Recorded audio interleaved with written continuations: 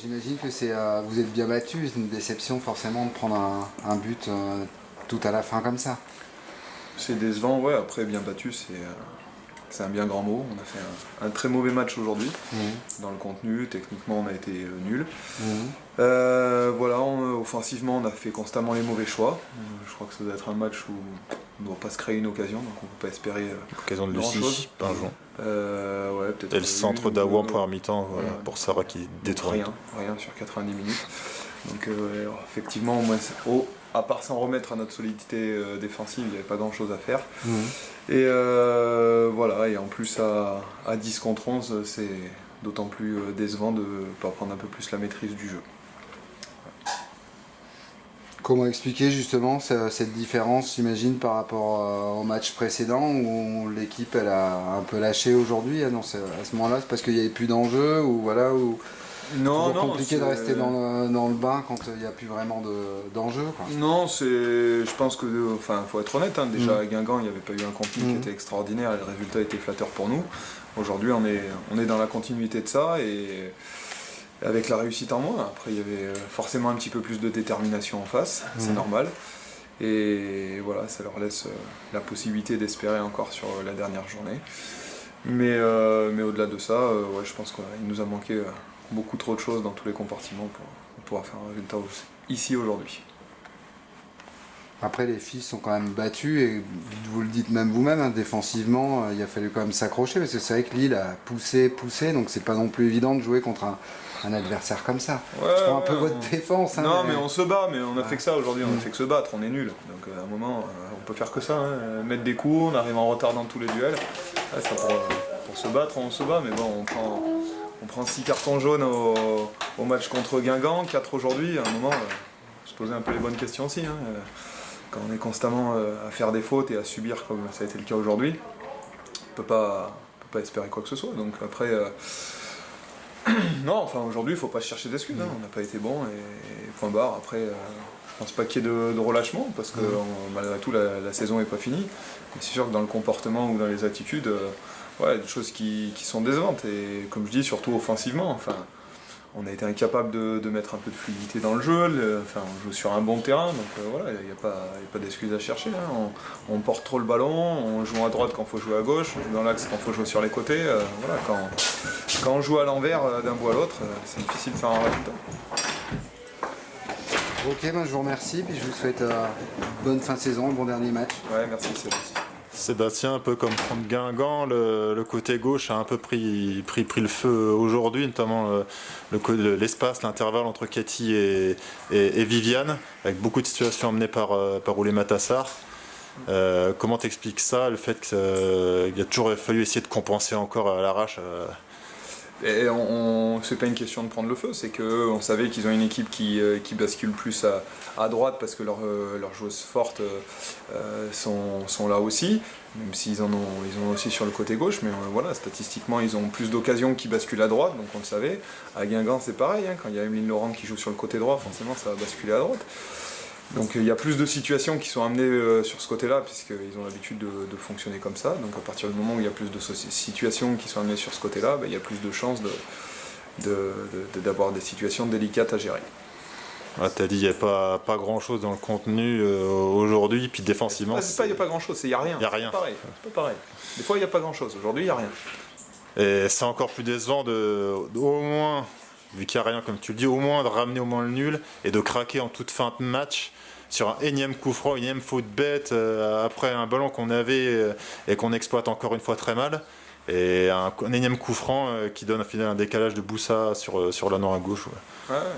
Après, comme je dis, hein, c'est mérité pour Lille. Et puis au moins ça permet de se remettre en cause. Là on fait des prestations qui sont assez médiocres depuis 2 matchs et les résultats nous réconforter dans ce qu'on était en train de faire. Donc là au moins ça permet de prendre une petite claque derrière la tête et puis de se rappeler que voilà, le championnat il n'est pas fini, c'est pas les vacances et si on veut être dans nos objectifs 4-6, il y aura une dernière rencontre contre Fleury qui sera importante. Voilà. Après là où je disais c'est pas normal, c'est de lâcher des points contre des équipes qui sont relégables. On a fait un nul contre Rodez, au final on a fait un nul chez nous contre Lille et on perd ici. On prend 1 point contre une équipe qui est relégable aujourd'hui et on en prend 6 contre une équipe comme Bordeaux. Bon, il faut être capable d'élever son niveau de jeu. Et avec en plus des buts pris à chaque fois sur les 2 matchs à 11 contre 10. Quoi. Ouais, donc, voilà, après c'est ça, si on veut jouer plus haut dans le tableau, il faut être régulier dans une saison et performant dans ce genre de match. Voilà. La priorité, si on veut jouer le haut de tableau, c'est de prendre des points contre les équipes qui sont relégables. Et aujourd'hui, on n'en prend pas. Voilà, donc je ne sais pas si ça va les sauver ou pas, c'est pas mon problème. Mais en tout cas, nous, on ne fait pas ce qu'on devrait faire. Et dernier match à domicile, le 5 mai, contre Fleury. En cas de victoire, il y aura 6ème place officielle. Mais en cas de défaite, il y a la possibilité de perdre 2 voire 3 places. Donc ça sera un match vraiment avec de l'enjeu. Et il faudra montrer vraiment autre chose que ce qu'on a montré aujourd'hui. Encore une fois, que tu as dit qu'il n'y avait eu rien. 3 places, ça m'étonnerait, parce que Guingamp, il me semble, que contre Paris. Mais après, c'est sûr qu'on en perdrait déjà une contre Fleury. Et Dijon peut battre Rodez. Dijon, ouais. Après, je pense que Rodez aura quand même à cœur de bien finir ces années en D1, puisqu'ils sont relégués aujourd'hui, sur une belle prestation à domicile. Après, de toute manière, faut pas regarder et compter sur les autres. Nous, on sait ce qu'on doit faire, on doit battre Fleury. Si on bat Fleury, on n'aura pas à regarder derrière. Mais le problème, c'est que le travail, on aurait déjà dû le faire aujourd'hui. Voilà, mettre des buts. Parce que c'est vrai qu'on a été solide défensivement, mais ce qui manquait, c'était les buts, même si on a gagné 2 fois.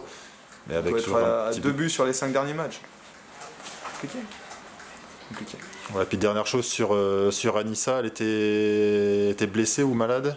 Elle avait été blessée en sélection équipe de France, donc elle était tout juste de retour de blessure. Elle avait repris jeudi, et voilà, donc là elle pouvait réintégrer le groupe. Après, de la attaquer, c'était compliqué. On a aussi été de retour, après une période de blessure aussi. Un retour pas évident aujourd'hui. Comment semble pas évident, de toute façon. Il n'y a pas vraiment de bonne performance individuelle à sortir. Donc, peut-être Aurélie et Roman derrière qui ont fait le travail défensivement. Ouais. Toujours trouvé des motifs de satisfaction, mais il n'y a pas eu de performance individuelle, donc c'est difficile d'avoir une performance collective. Donc voilà, aujourd'hui dans le milieu de terrain, on n'a pas été bon et les entrantes n'ont pas apporté grand-chose. Voilà. C'était pas une grande rencontre. Pas tout remettre en cause pour autant, mais c'était pas une grande rencontre. Merci Sébastien, on espère avoir mieux le 5 mai à domicile contre Fleury. Merci, bonne soirée. Bonjour. Voilà, la victoire, on va d'abord parler du match. Ça a été long à se dessiner, c'est vrai qu'à la fin, on peut dire c'est plus que mérité. Il y a eu je sais pas combien d'occasions, mais ça a dû être un peu stressant vu du banc, non? Ouais, tout à fait. Ouais. On a vécu un peu toutes les émotions sur ce match-là. On était quand même bien en place, on avait choisi une animation qui nous permettait d'animer les couloirs, mais voilà, on ne s'est pas forcément trouvé autant dangereuse qu'on souhaitait parce qu'on a été peut-être un peu crispé, inhibé par l'enjeu. On avait du mal à garder ce ballon, on avait tendance à vouloir vite jouer de l'avant et on le perdait rapidement. À la mi-temps, ça a été un peu les mots, reprendre confiance et prendre conscience que lorsqu'on a utilisé correctement ce ballon et qu'on a arrêté de jouer déjà dans nos 20 derniers mètres, c'était plus cohérent et on amenait en tout cas de la dangerosité dans la surface adverse. On a décidé de changer de système de jeu au cours du match. On a fait rentrer Julie Dufour dans le couloir droit, de par ses qualités individuelles qui nous a fait des grosses différences. Malheureusement, il y a certains faits de jeu qui ont tendu un peu le match dans tous les sens du terme. Je suis un peu frustré du niveau et des fois des décisions des arbitres, parce que c'est des matchs à enjeu, des matchs avec un gros enjeu dans tous les sens du terme au niveau des clubs qui essayent de jouer le maintien. Et quand on voit la grosse faute que Marine Daffer subit dans la surface de réparation, même je pense Elisa de son but voit qu'il y a faute. Après voilà, c'est des faits de jeu, ça fait partie du football.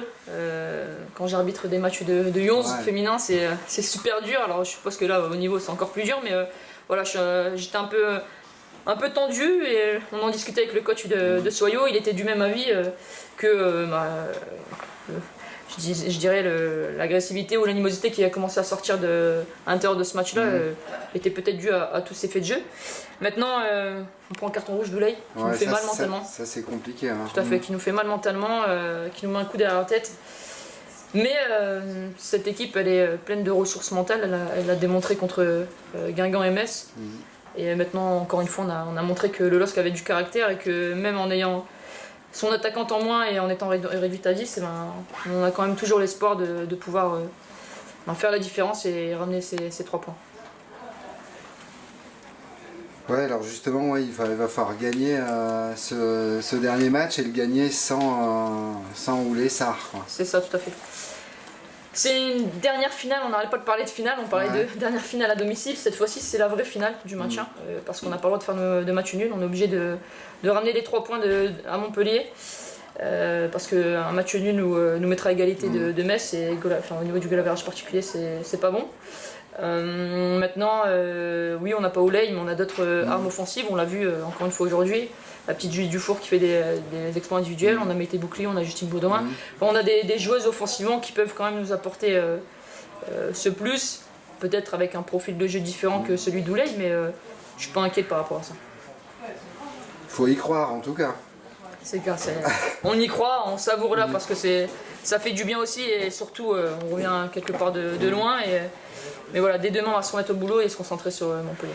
Ça marche. Merci Rachel. Merci à vous. Rachel, une petite question. Comment on prépare, est-ce qu'on parle un peu de la finale de la Coupe de France? Parce que dans un tel contexte, c'est vrai que c'est pas évident du tout, vu qu'évidemment le premier objectif c'est le maintien. Bien sûr. On n'a pas énuméré la Coupe de France, ça sera le 8 mai, ça sera en fin de saison. Les joueuses le disaient même, aller en finale de Coupe de France en étant en D2. Voilà, ça serait un peu frustrant et on irait peut-être la tête baissée et en traînant des pieds. Donc là on se concentre vraiment sur le maintien, sur cet objectif de rester en D1 avant tout. Et voilà, la coupe viendra en fin de saison, on n'est pas encore là. Et au niveau de vos débuts sur le banc de touche, Ouais. ça se passe vraiment bien, je dirais. Et bon, cette défaite à Bordeaux, mais avant il y a eu des matchs gagnés, des matchs retournés. Et je pense au match de Guingamp, qui est gagné d'ailleurs. Qu'est-ce que vous avez apporté, si vous avez apporté quelque chose de plus, comment dire, fameux choc psychologique. Ouais, peut-être c'était une demande aussi des joueuses d'avoir un peu un changement, on va dire. Après, l'avantage, c'est que j'ai fait partie de cette équipe-là, j'ai rencontré les mêmes difficultés qu'elles sur le terrain. Donc voilà, l'idée avec le nouveau staff, le staff qui avait démarré en début de saison, c'était de leur faire part déjà de ce que moi j'avais vécu en tant que joueuse et qu'il y ait vraiment une osmose et comment dire, un feeling et une transparence complète entre nous et les joueuses. On leur demande d'être impliqués sur la totalité des séances et d'être impliqués sur la totalité des matchs, mais en contrepartie on est souple sur certains points. On va les laisser tranquilles en week-end pendant 3 jours avec un programme individualisé, mais voilà, ça leur fait du bien. Il y en a certaines qui rentrent en famille, elles se ressourcent mentalement, etc. Et voilà, c'est un peu donnant, pardon. Mais voilà, ce qu'on a amené de plus par rapport à l'ancien staff ou au début de saison, c'est peut-être un peu plus d'écoute et réaliser plus vite peut-être les bilans ou les difficultés qu'on rencontre sur le début du match. Et le fait de devoir coacher des joueuses avec qui on a été longtemps coéquipières, c'est pas un peu... Bon, ça, je suppose que c'est très particulier au début. Tout à fait. Après, on doit s'y faire, mais ça va être un peu bizarre de passer de coéquipière à coach comme Corinne Diac, par exemple, l'a vécu à Soyo. Tout à fait. C'est particulier, mais on a un groupe tellement respectueux et des femmes, on n'a pas des gamines face à nous, qu'elles ont compris que c'était dans l'intérêt de tous et qu'actuellement, il n'y a aucun souci en termes de communication, en termes d'échange ou en termes de choix. Il n'y a aucune fille qui conteste ce qui est mis en place. Pour l'instant, elles adhèrent en tout cas au projet qu'on essaie de mettre en place avec l'ensemble du staff. Et pour l'instant, ça se passe plus ou moins bien. On revient sur le match de Bordeaux qui nous laisse vraiment un goût amer parce que j'ai refait le match 40 fois dans ma tête et j'ai revisualisé 40 fois la vidéo. Et voilà, il y a vraiment hors-jeu sur ce dernier but-là. Comment ne pas voir ces faits de jeu, encore une fois, au vu de l'importance du match, c'est beaucoup de frustration. Je ne suis pas là pour accabler ou pointer du doigt les arbitres en général, mais je pense que, et moi la première, je vous disais tout à l'heure, quand j'arbitre des matchs de notre école de foot féminine, c'est très dur. Je sais que leur tâche et leur rôle est très dur, mais je pense qu'à un moment donné, il faudra qu'on passe un cap aussi dans ce domaine-là. D'accord, merci beaucoup, bonne chance pour vos 2 finales, donc Montpellier et contre Lyon, et puis merci au LOSC pour l'accueil réservé aujourd'hui. Merci à vous. Merci. Jessica, déjà, peux-tu nous raconter ton but, qui t'adresse le ballon, comment ça se passe cette fin de match? Oui, donc on va chercher un coup franc de Daffer côté gauche. Ouais. Morgane le tape, je reste aux avant-postes. Et Lina récupère et je hurle sur Lina. Je joue au pied gauche et je marque. Ouais. Qu'est-ce qui se passe dans la tête à ce moment-là? Plein d'émotions, surtout que c'était la fin du match. On savait que c'était important de gagner aujourd'hui, sinon c'était fini. Donc je suis fière et je félicite toute l'équipe parce qu'on a gagné 1-0, sachant qu'on était à 10 avec la sortie de Sarr. À l'arrivée, il y a cette victoire qui forcément, j'imagine, fait plaisir à tout le groupe, mais en même temps, vous n'êtes pas sorti d'affaire du tout, quoi. C'est ça qui est un peu frustrant. Il était important de gagner, donc nous, on a fait le job aujourd'hui. Et après, oui, à la fin du match, quand on sait que Metz gagne 2-1, on sait que malheureusement, il va falloir encore batailler à Montpellier. Et on a encore une finale et on a encore les cartes entre nos mains. Est-ce que cette saison, elle est dure nerveusement? Parce que c'est vrai que vous avez eu beaucoup de matchs où vous gagnez tout à la fin, ou alors vous passez pas loin. Comment, toi qui es quand même là depuis quelques années au club, comment on vit une saison comme ça? Oui, c'est assez compliqué parce que on gagne, on fait des nuls, on perd à Bordeaux, c'est compliqué, mais il faut retenir surtout la solidarité de l'équipe depuis le changement d'entraîneur. Et c'est vrai qu'on a un vrai groupe, on n'est pas que là, les 16 joueuses sur le banc, on est un groupe de 23 et on est toutes concernées et on ira au bout. Mais effectivement, c'est la solidarité de l'équipe, l'état d'esprit qui va faire qu'on va se maintenir. Parce que quand on voit les résultats que vous avez eus face à des équipes qui sont nettement mieux classées, forcément j'imagine qu'il doit y avoir un peu de frustration et des regrets aussi, en vous disant que vous n'avez rien à faire à cette place-là. Oui, tout à fait. Nous, c'est ce qu'on se dit aussi un peu, forcément. On a l'habitude d'avoir la possession de balle, etc. La possession de balle et tout, etc. Mais le souci, c'est que parfois on manque d'efficacité devant le but. Ce dernier petit but, on marque à la fin, etc. Mais voilà, c'est ce qui nous a manqué en première partie de saison. Comment vous allez préparer ce dernier match à Montpellier? Dans ce cas-là, j'imagine que vous mettez complètement de côté la finale de la Coupe. Ah oui. Déjà, de toute façon, tant qu'on n'était pas maintenu, la finale de Coupe de France, c'est juste du bonus. Ouais. Mais l'objectif du club, voilà, c'est le maintien en D1. Donc ça sera après, mais on a un gros travail à faire à Montpellier. Et voilà, on a perdu quelques batailles, mais on n'a pas perdu la guerre. Vous y croyez, quoi, on sent? Ah oui, on y croit jusqu'à la 95e minute, le 4 mai. Merci beaucoup. Par contre, je peux faire une petite dédicace, mais il faut surtout la mettre. C'est l'anniversaire de ma petite filleule aujourd'hui. Elle a 6 ans, Chloé. Je lui souhaite un bon anniversaire. Je vais le mettre. Ok, je vais le mettre. Chloé, surtout. Hein. Merci. Chloé, tu l'écris avec un H ou Oui. sans H? Chloé. Juste ce but, en plus d'être le but qui maintient encore en vie le LOSC, il a aussi quelque chose de particulier vu qu'au match aller tu avais été exclu. Une exclusion un peu dure, difficile, on t'avait dû sortir du terrain en pleurs et puis évidemment très en colère. Donc je suppose que là en plus aujourd'hui il y avait peut-être ce goût-là encore en arrière-plan, surtout face à Soyo, des matchs qui sont tout le temps accrochés. On a vu aujourd'hui des gros tacles, notamment du côté de Soyo, notamment Sarah Cambo, un geste pas très joli. Donc voilà, c'était... Oui, c'est toujours... on sait que Soyo, c'est une grosse équipe mentalement, qu'ils se donnent au bout, c'est des guerrières, on les connaît. Et nous, on a un peu aussi ce côté-là, donc c'est toujours une bataille. C'est pour ça que souvent on fait des matchs nuls ou des victoires, mais voilà, aujourd'hui, je pensais que à la victoire et voilà, le carton rouge c'est du passé. Surtout que c'était un carton rouge très litigieux. Mais bon, c'est pas grave, c'est du passé et voilà, on maintient encore le LOSC en vie. C'est en plus un but qui intervient quasiment à la fin des 450 minutes d'invincibilité de Roman Munich. C'est en plus encore plus excuse, mais chose de particulier. C'est bon pour nous, mais c'est un but. Voilà, quand je vais revoir les images, j'aurai encore plus d'émotion. Un but d'attaquante, un but à la Oulissar sur le côté, frappe. Oui, pied gauche en plus, mon pied. Premier poteau. Voilà, comme quoi les défenseurs ils peuvent marquer plus de buts. Félicitations, merci. et bonne chance pour vos deux finales contre Montpellier et contre Lyon. Je vous remercie, félicitations à vous pour le maintien. Et attends, juste une petite précision, toi tu joues à Lille depuis combien de temps? c'était sacré. Ça me dérange pas. Et avant, c'était où? J'étais à Arras. T'étais à Arras. 8 ans. Et en dehors du foot, tu fais quoi? Je travaille au Crédit Mutuel. Je suis conseillère. C'est conseillère au Crédit Oui. Mutuel. C'est bon ça. Et si vous voulez des prêts, n'hésitez pas. Venez. Ouais, conseillère au Crédit Mutuel. Excellent, bah, c'est bien ça. T'as quel âge exactement? Je vais avoir 26 ans. Ouais. Écoute, c'est magnifique. Le papier il va sortir, parce que là demain ça sera axé sur le contenu du match et je vais faire un retour avec ton interview qui sortira vendredi. D'accord. Mais j'indiquerai la Et petite c'est sur dédicace. quel... Ça sera sur la Voie du Nord. Alors déjà, est-ce que tu peux te présenter et qu'est-ce que tu fais dans l'équipe Je viens d'arriver au LOSC pour cette saison. Première saison en D1, après une saison en D2, 2 années en Ligue nationale à Arras et 10 ans de Los Angeles en Michigan pour les garçons. Et parallèlement au football, je suis en stage en deuxième année. C'est quoi pour toi le football? Est-ce que c'est une passion? Oui, tout d'abord, c'est ma passion. J'ai commencé à être très jeune avec les garçons à 5 ans et demi en club. J'ai continué et j'ai pu rentrer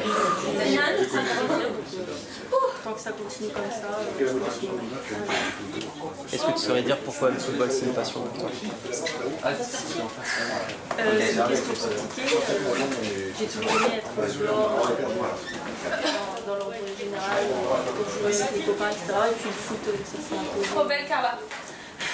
Ça s'est imposé à moi. Et, enfin, quand je dis ça s'est imposé, c'était pas un choix de mes parents, par exemple. C'est vraiment moi qui ai choisi de pratiquer le foot. Et d'ailleurs, c'était quoi la réaction de tes proches quand tu as voulu faire? J'ai jamais eu de réaction négative quand je jouais dans l'équipe ou quand je jouais au foot, etc. Ça a toujours été des encouragements. Ils me voient jouer au foot et ça continue maintenant. Est-ce que pour toi, tu trouves qu'il y a des différences entre le football masculin et féminin au niveau du jeu? Oui, il y a quand même des différences. Je pense que le football masculin, ça va beaucoup plus vite. Après, techniquement, les filles sont au niveau. Après, les différences, c'est surtout au niveau physiologique, les différences athlétiques. Mais le football féminin est en pleine expansion en ce moment, là, depuis quelques années. Puis là, avec la Coupe du Monde chez nous en France, ça va encore prendre de l'ampleur. Donc on souhaite que ça se développe et que ça arrive un jour au niveau des garçons. Est-ce que tu trouves qu'il y a des différences de mentalité, d'esprit d'équipe dans les équipes masculines et féminines? Non, au niveau de l'état d'esprit, après ça dépend de chaque club, de chaque sélection, les mentalités sont différentes, mais je pense qu'il n'y a pas vraiment trop de différence à ce niveau-là.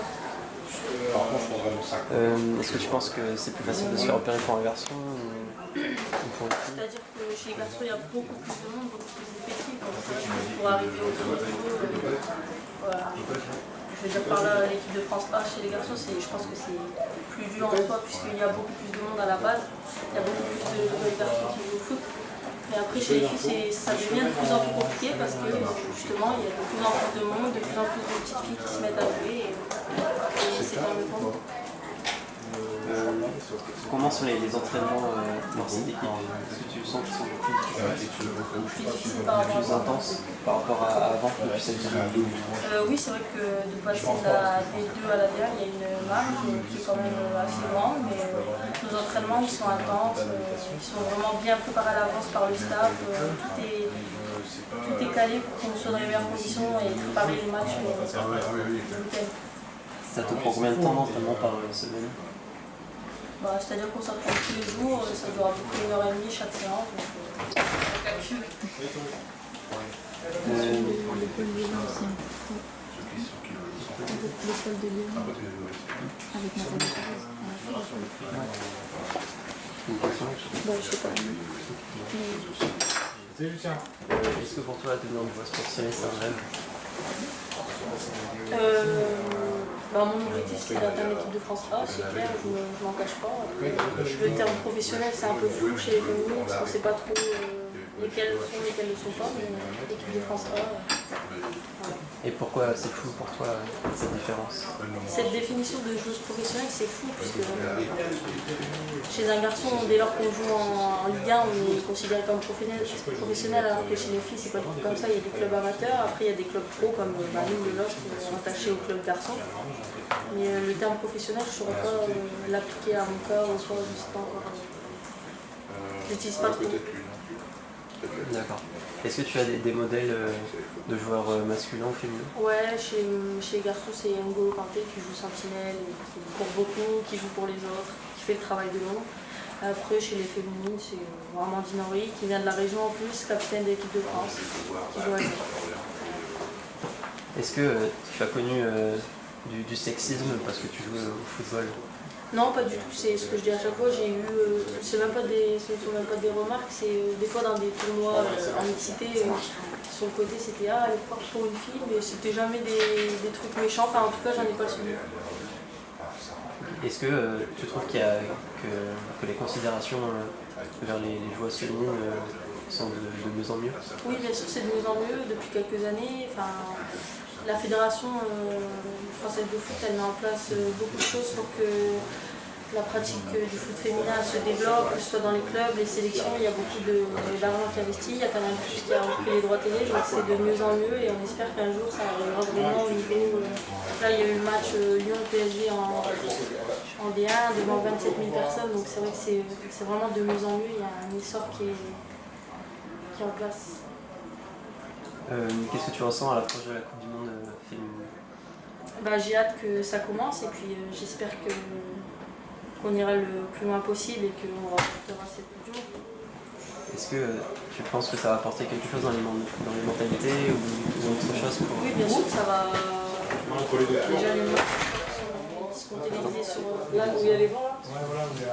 Je pense que les voix sont... Ok. Ouais, du coup, je pense que ça va apporter quelque chose puisque déjà les matchs, je crois, seront diffusés sur TF1, donc il y a beaucoup de monde qui va regarder à la télé. Dans les stades, je crois que quasi tous les matchs sont en guichet fermé. Et puis les petites filles, pareil, qui vont regarder les matchs, elles vont vouloir jouer et ça va développer encore cette pratique. Pour toi, ça serait quoi le meilleur souvenir que tu aies dans le football?